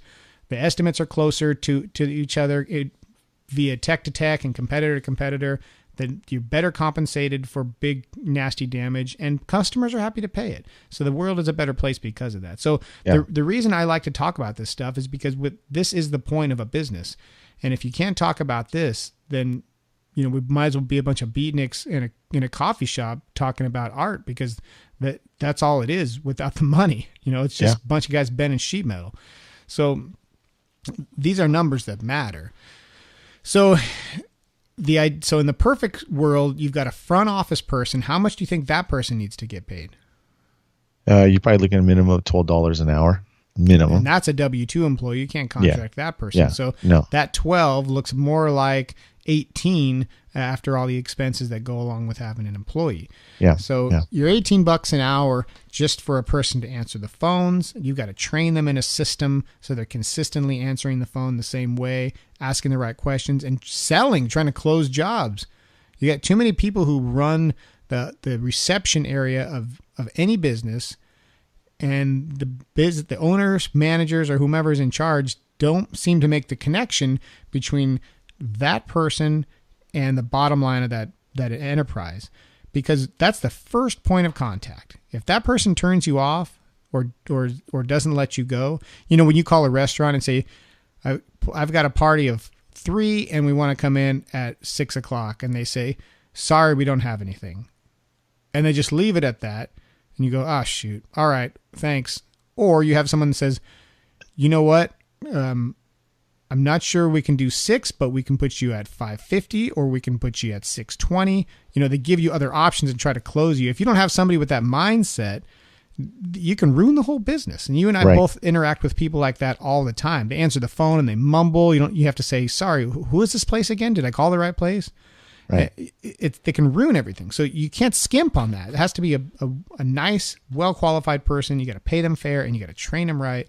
It's a business. It's a whole endeavor unto itself, is to get that person dialed, teach them how to estimate right, how to try to close, and then they can keep a technician busy, which is what you think the whole business is before you started, is, can this dude fix dents? Perfect. Let's put him in a shop.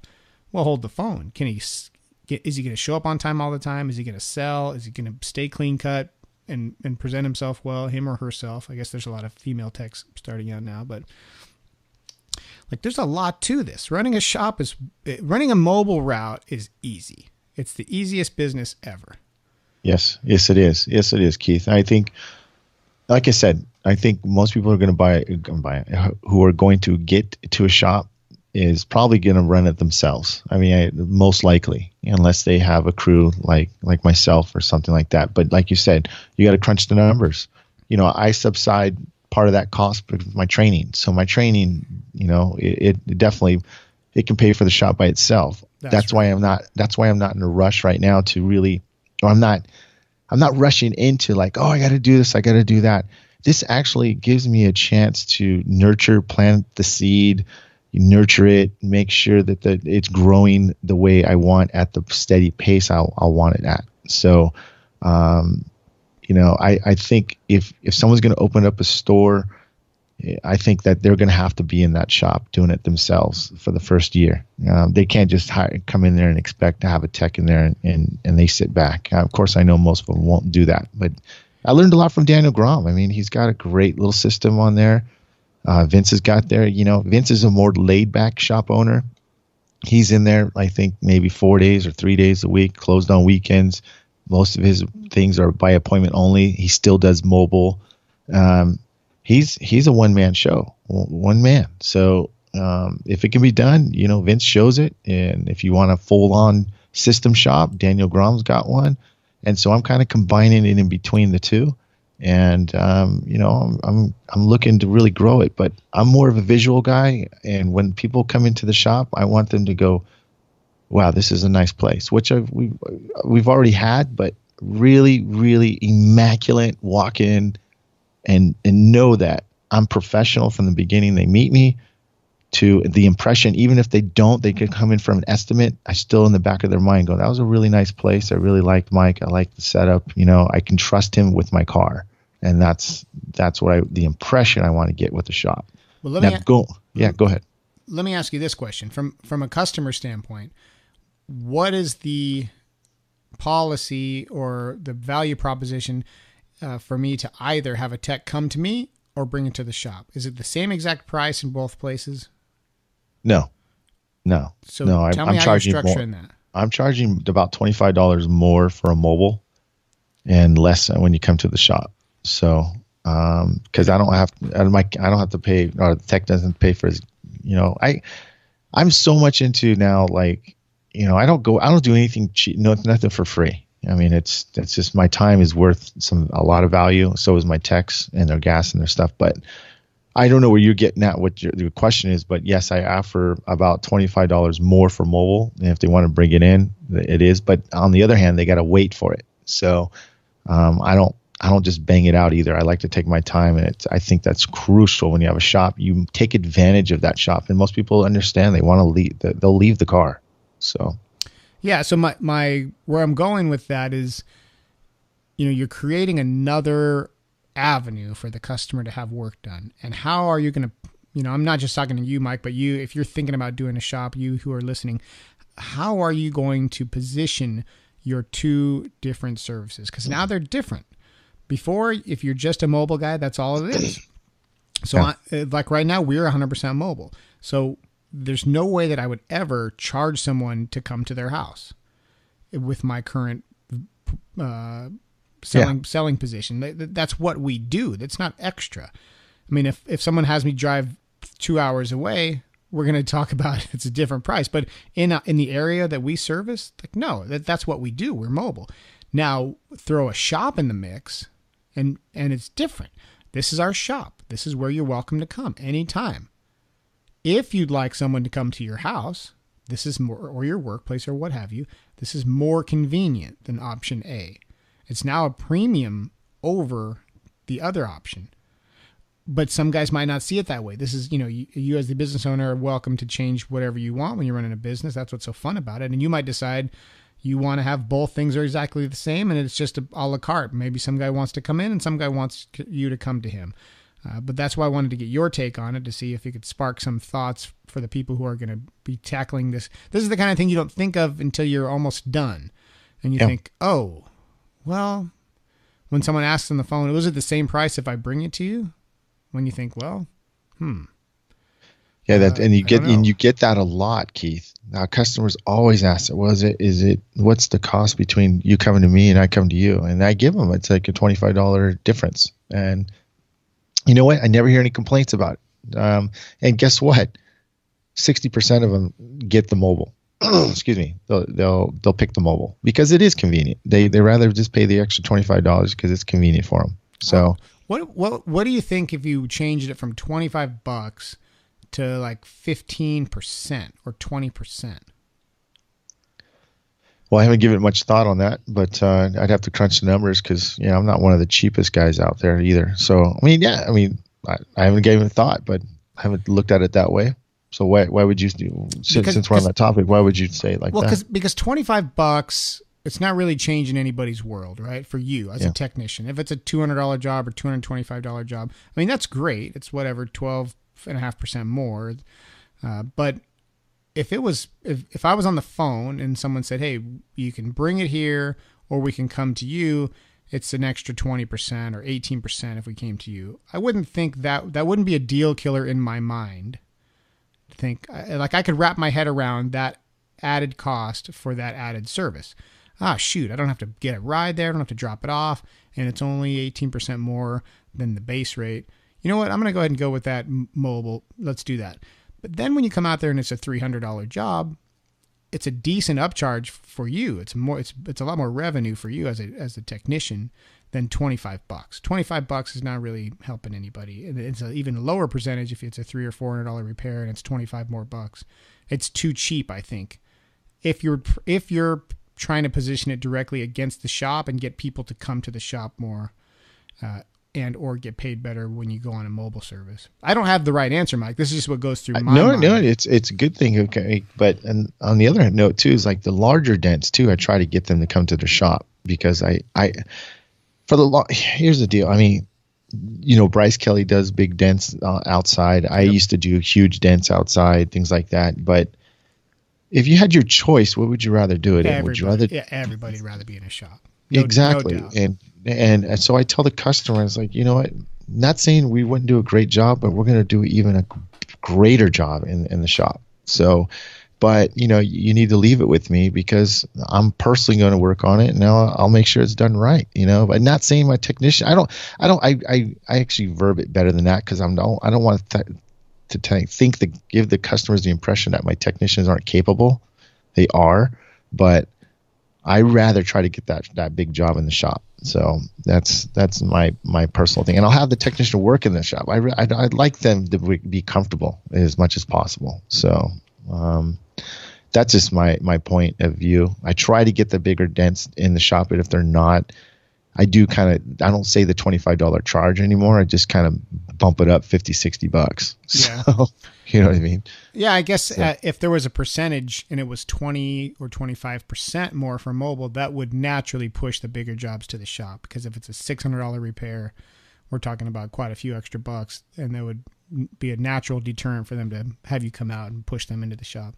and they don't think twice about it, Keith. They kind of expect that it should go to the shop, but it's a bonus. A lot of people perceive that to be a higher quality repair, even if it's the same. I mean, it's the same process, same guys. You're either working under a mobile tech shade or you're working under a roof.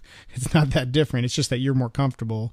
Yeah. And because of that, you usually do a little bit better of a repair, but it's the same thing. But the perception is that it's a higher quality when it's somewhere. And, Shane and I have this conversation because he's got the shop and I don't. And he markets his shop against mobile guys. And I market my mobile business against shops. He'll say, you really think somebody can do a repair like this in your driveway? Like he makes him doubt you. Yeah. And I'm here saying, listen, do you want to go and pay some other guy's bills for a giant shop and a neon sign when I'm doing the same exact process, but I don't have to pay for all that stuff? So guess who's saving the money? You are. You're marketing, you're positioning yourself wherever you need to be for your business, but there's an upside to every scenario if you want to find it. It's a cat and mouse. I mean, to me personally, I have the advantage of both. I get to play both parts. I like to feel the customer. I like to talk to them, and I like to see, which option they're more leaning towards, and then I'll go choose my option with them. But if they're deep in San Diego, there's a good chance they're not going to come all the way across the town to have their car fixed in Escondido, that's where I'm at, and north of San Diego. So I know that I'll probably end up giving them the mobile. So that's the thing. That's a great, I think, aspect of having a shop and having mobile at the same time, is that you can have the best of both worlds. And Keith, just to give you a heads up too, is look, I'm not looking just to have a shop and have a retail location because I want to. I'm looking at long term. So like I said, I'm setting this up for 2-3 years. Let's see how it will be that I am actually planning, but then to eventually buy a building. And why do I want to buy a building? Because it's tangible. It's something that I'll own regardless. And then down the line, I can sell Dent Time if I wanted to go that option. I have no interest in selling it at all right now. But if I wanted to do that, and if something different happened, I could sell the business and then own the building. So, and then still get residual income off that building, off of rent. So, that's how I look at it. And I've talked about that on the show as well, is that even though my numbers don't work for a shop to make money, if I buy a building, the business should be able to pay for the building, and that could be a long-term win for me, even if it's a break-even day-to-day, but I'm gaining this asset of a commercial building. That's something I could still wrap my head around and get interested. So I'm thinking the same way you are. And I think it's a natural mental progression as we get older, our kids get older, we start thinking, okay, well, what else am I going to do? What else? How else can I modify this business? Keith, what? Another thing I did it too is because as much as I love doing what I do and doing training or doing mobile, it feels like a new chapter. It feels like a new piece of life to me in this thing. You know what I mean? I feel like I have a new breath of fresh air. Like, man, this is a new chapter in my life, a new chapter in my business, and I'm looking forward. I look at forward as a challenge and as something to look forward to benefit from. So. And I know I'm going to put my heart and soul into it, and I know I'm going to get 10 times more out of it. So that's what it comes down to. I know I put the passion into it, like I did my mobile business, like I did everything else I do. It's gonna work out because that's all I know. I know it's crazy, but I just know I love to do what I love doing what I do. So, and I have a good future in it. And I think it's time. So let me ask you a couple more numbers questions, because as you can tell, that's what I like to do. I love the numbers. And I love the questions. Easy numbers question. What hours are you going to keep in the shop? From 8:30 to 5 p.m. Monday through Friday, from 9 a.m. to 2 p.m. Saturday. Okay. And with those hours, when you sat down with your devil's advocate wife and you worked out the numbers, when this shop is going full speed and everything's humming, not including training, what do you think the shop can produce gross revenue wise? 30,000-40,000 a month. Okay, so if it's doing 30 or 40, it's full speed and everybody's happy. Yeah. And then what do you think the minimum it needs? Like if it doesn't do this number for 6 months out of the year, you've got to close it. What's that number? Oh, shoot. Probably 5,000. Okay. That's kind of what I would guess too, which I mean, 5,000 is not exciting anybody, but the reason this worked out for you is because you've got the training. You can make these numbers without the training, but the fact of the matter is you've got training. I would bet you're 2 or 3 months booked out all the time. Right? Am I right about that? Yeah. It's because you've done so much marketing, so many years filling that pipe that everybody who wants training knows who you are. So you've got that revenue coming in to pay for the shop to keep it open. You needed that space anyways. And now we just need to fill it with customers so that it's really turning into a great business and making money in 2 different places. It is, Keith. I mean, we had a good day today, and I wasn't even expecting the day today. I was just in there, just farting around in the shop, and it was pretty busy. I mean, it was good. I know another thing, guys, too, is you got to do the fundamentals or the foundation of when you get a shop too. You got to make sure you put it on the Google listings. You got to promote it that way. You got to change it on your Yelp reviews. You got to put it out there and make sure so customers can find you, and you check those stats. You find out how they're finding you and how they're, what you're doing that influences your customers to find you. And Google Business has a great stats and statistics and all that crap that you need to help you promote your business and get you that business. So that helps me. It's a very powerful tool. You know what? You mentioned Yelp. I'm going to take a little step to the side there and ask you a question. Lately, we've seen just a monumental increase in Yelp messages. Yeah, ticks me off. But they are the worst customers. There's people asking about like changing your torque converter and getting wheels and tires and wrapping cars and putting on. Way out of left field. Do you get the same things from your guys? I do, and I did my investigation, and it's just because Yelp grounds them up and gives them a general guess of this could be your type of customer or your type of vendor that you need. And so you're in a group of a bunch of other vendors and competitors who might have serviced those things, but you're thrown in a pot to this customer that they're asking a question to. So they're not just talking to you directly, they're talking to 15 different possibly vendors at once. One message is going out to a bunch of people? Yeah, correct. Oh, see, I learned something tonight. I suspected maybe something like that, but then I dismissed it and thought, no, that would be stupid. But that's what's happening. They're saying, let us message 10 people for you and see who gets back to you with the best information. That's right. I mean, I'm on the verge of turning that off because, it does gets on my nerves. And okay. I think that, well, check this out, Myke. Let me tell you something, because I did turn mine off for a while because they were just getting out of hand. I turned it off, and you can look at our Yelp stats, and they dumped. It's like they fell off a cliff the minute I turned them off. I turned them back on. Lights on the house are all back on again. It's a Griswold Christmas. So I think Yelp has some type of algorithm that takes into account, does this company respond quickly to our Yelpers? And if you do, they're going to show you more. And if you don't, they're going to bury you. Now I can't back that up with anything except my experience. And that was true for me. Messages on, we're in business. Messages off, couldn't even find us in a couple of relevant searches.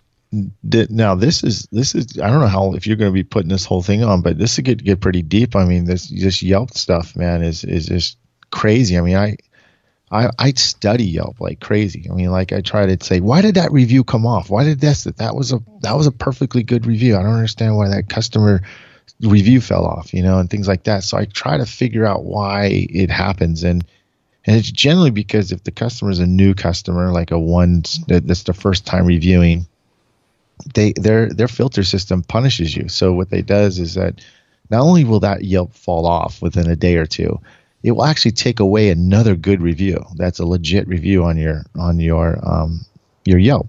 So it could drop let's say if you have 150 reviews, what happens is that one person who's just first time Yelper, and that will fall off, and then maybe 2 other ones will fall. So you'll drop down to 147 or 148 the next couple days, and it's really hard to fight. So if you're going to ask somebody to give you a review, or if they are going to give you a review, I would highly recommend, if they haven't been a Yelper, ask them to Yelp you, or give them you a Google review, or go to your Facebook page and do it, because that's probably going to be just as valuable. Well, I'm not going to say I'm an expert on Yelp, but I've studied it too, and I've got some what I'll call my best practices for dealing with Yelp reviews. So let's set the stage here. How many 5-star Yelp reviews are you currently at with Dent Time? Do you know that number? I don't know how many 5-star reviews, probably, but total reviews right now, but I average a 5-star review. So, I know your average of 5 stars, yeah. But so how many total reviews? 250. 250. So that's considerably more than me. We're about 150 right now. Mm-hmm. So the things that I do is I agree with you. It's a fact that if you're not a consistent Yelper, they're going to smoke that review. And it's for good reason, because if somebody's making a fake one, they're going to go create a user ID, go right to a business, write a 1 or 5-star review, and then bounce out and never come back. Right. So no profile pic or anything. It's a shell account, and then it goes away. I as much as I hate to lose good ones, I agree with that policy, because it's going to filter out the crap. I do too. Yep. So what you need to do as the business owner, and we've talked about this on our show quite a few times, but you can't say it enough if you're serious about Yelp. And by the way, because of the reach of the show, I can tell you that there's parts of the country that do not Yelp. Like Shane's area, it's not popular at all. Other places like yours and mine, it's off the chains, like popular. But it's totally different markets for Yelp. I think it's only a matter of time till Yelp is super popular everywhere, but it's not everywhere yet. But here's what happens. You get a 5-star review, and it's a new user. The first thing I want you to do is to go into the listing, not in your business settings, but just like as a user, and mark that review as useful, cool, or funny. Like interact with it. Okay. So that's letting Yelp know that, hey, this person is generating activity via their post. Then you can send that Yelper a compliment, a private compliment, and request their Yelp friendship. So what are you doing with those things? You're trying to do Yelp's job for them, and that is get that customer activated and into the app again, using it some more. Because that's a real Yelper. That's what they want. They want somebody who's in the app, using it, making Yelp friends, writing more reviews, uploading a picture, and being in their ecosystem. So you try to do their work for them and get that person engaged in Yelp. And if you can do that, if they respond to your message, and you ask them, hey, can you recommend a restaurant or something, and see if they'll go and write a review, for a restaurant, just for the fact that they're looking for one to give to you, you can just try to engage them. And if you can get them to do 1 or 2 or 3 things, you can get those reviews to stick. Yeah, and I agree 100%. That's a great suggestion. Great suggestion. And when you're new, you need all these.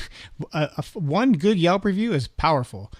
5 is great. 10, 15, 20, and you're going to start to get a lot of phone calls. So you need to do everything you can to keep those reviews on your account. You cannot let them roll. Early on, you just watch them. They go up there, and then you watch them go away, and you just get sad about it. But if you try your best to keep them, send them a message, compliment them, try to get them working in the app, they can stick. I've had some stick because of that. Yeah, and I think it's 100%. I think if you 100% correct and if you're not on Yelp and you don't like Shane says, it's not popular in his area, but I'm sure Google is, and I'm sure Facebook page reviews, they help me. And now I use Square too, and now customers are starting to review me on Square. So I don't even know about Square. Yeah, Square is starting to get in the game about reviews. So is it the same Square that processes credit cards? Yeah. So they're starting to get into the game, and I don't know. I think I got 10 or 15 reviews on there, maybe more. So I don't know how much of a difference or how much of an influence it makes for like Yelp or Google, but you got to start somewhere, guys, and get those reviews up, because people will do their research and look. So Facebook, I've noticed the reviews have a really heavy SEO presence. A highly reviewed Facebook page will generate a pretty high Google ranking, in my experience. And we've done a lot over the years and stuff changes month to month with this kind of stuff. So 2-year-old information is probably worthless now, but in the past we've done kind of some case studies and seen what guys rank for what markets, and then changing things and checking them out again. And a couple of guys were able to rank really well with just a well done Facebook with lots of reviews on it, where nothing else was ranking for them in that city. Their homepage wasn't ranking, but the Facebook was. Yeah. Well, that's what I said. It all ties into one thing. I mean, that's what I'm saying. Regardless if you have a shop or mobile, you got to practice these things. You got to make sure that you should at least take once a month and have a checklist and see how you're doing on all these things, and see where you can improve on these social media areas. Do you have enough pictures? Do you have updated pictures on your Google listing? Is your information, your bio updated on your Yelp? Is your Facebook page current? Are you posting every other day? You don't have to post every day, but post, make it something that's relevant, because you're not posting for your friends. You're posting for your job, for a resume, for customers, because they want to see. When I'm looking at something, Keith, and I'm looking for a company, I want to see if they have any social media thing. I want to see how involved they are about their own company, and I want to see if they're doing things currently with their company. And I'm going to pick a company that does that. Myke, so, you wouldn't pick me, then I'm the worst on Facebook with my business. You better get going, man. You better have somebody to help you. I know. That's what I need. Shane's got somebody that he hired to do that for him, and she's really good. And I was thinking about hiring her for my company too, because as much as I'm on my community and on Facebook, yeah, I have the time to get into my business. Yeah. I don't want to. Yeah, I know. I've done pay somebody who can. I know, and that's what it needs to come down to. I've up until this point, I haven't seen the value in a really, really well done Facebook page for business. But I do know that it carries SEO weight, and I do know that more and more and more people are on Facebook, and they're getting more comfortable doing transactional stuff on Facebook instead of just liking posts. Like with Facebook Messenger, you can send money. Like, yeah, Facebook is becoming a bigger part of our life. I mean, I'm logged into our Skype account right now via Facebook. So yeah, I know. I have to get with it. It just, it's not something I've given weight to in the past, but it's, there's always more to do. You're out in front of your market. I'm out in front of mine. There's still a ton of stuff to do. There is. That's what I said. You got to look. Yep. It changes all the time. So yeah. Yeah. In this day and age, PDR, you are a self-promoter, whether you want to be or not. You have to learn it. You have to at least learn the basics, and you have to know a little about a lot. So yeah, as easy as it is to learn now with the better tools, there's a lot more to know about actually selling it. Because before, Shane likes to say, you just show up and say, I'm your freaking dent guy. but no, it's not the case now, because they've had 15 guys calling them this week at a dealer. And what are you bringing? That's great. Yeah. And if you're going into a retail market 10 years ago, all you needed was a website, and you're in business because you're the only guy. Now there's 20 guys in every market with a website. What are you doing that's different? Yeah, that's right. You got to stand out. That's probably a whole new show, is how to understand how to stand out. Maybe that will be something that you bring me back on. So give you some. Let's do it. We had a good time. This might be one of our longest shows, and I enjoyed every single minute of it. So thanks for sticking around for almost 2 hours, Mikey. No problem, Keith. No problem. I think this is the latest show I've done into the latest time I've ever done. So we do things a little different over here. We're trying to work out East Coast and West Coast time. We get a little crazy. Got it, man. Got it. All right. So what day of the week does your PDR Tool Time show come out? Is it Tuesdays? Yeah, every Tuesday. Awesome. Check it out. John Hiley, Vince D'Alessandro, and myself with Daniel Grom. So awesome. Guys, thanks for hanging out with us for these 2 hours. There are a lot of places you could have been in this day and age at this time. You could have been watching TV, watching YouTube, or doing nothing at all, but you spent it here with us, and I appreciate that. Make sure you connect with us on our Facebook group, not our page, because along with my business page, the PDR College page gets very little administrative love, but we are on our Facebook group. So join the PDR College Podcast Community Facebook group. That's totally free. You can hang out with guys who are serious in there. And if you want to take it to the next level and network with actual working technicians who are killing it, who are doing amazing repairs, who have people working for them, who have shops, you want to talk to these guys, they're in our community, the PDR College community. Check out our website, pdrcollege.com, and click join the community. You'll understand a little bit more about what it is there, and come hang out with us on the inside. We've got all of our training is living in there. Our advanced skills seminars are on video in there. That's the place where you want to be if you want to get better in the dent business. Myke, thanks for your time tonight. No problem. Hey, Keith, can I give them some handles that they can check me out at if they're interested? You can go to youtube.com/denttime, Facebook/denttime, and in Instagram.com/denttime. So yeah, check it out in our website, denttime.com. So, and that's not the guy in South Africa that's using the same name and the same website. Don't get me started on that. Yeah, you guys beat up on him, man. I think he changed everything, but not his name. But we'll get into that later too. All right, Myke, thanks again for joining us. Hey, Keith, thanks for having me on, and thanks for listening, everybody. Appreciate it. Until next time, get better. Take care.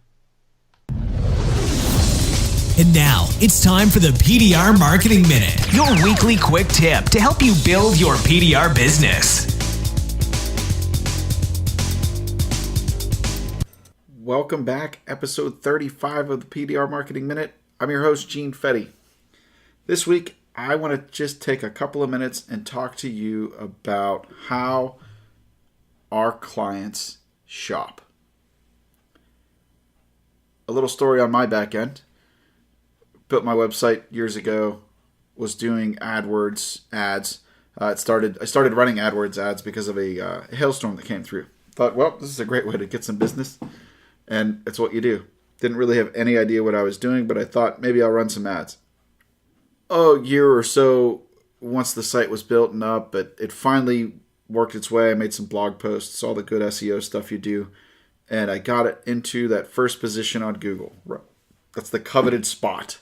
So I was there, and I'm like, man, I need to be paying Google to advertise on their page. I already got the #1 organic spot. That's all I need. Fast forward a year or so after that, and I'm out at a client's house, and he goes, man.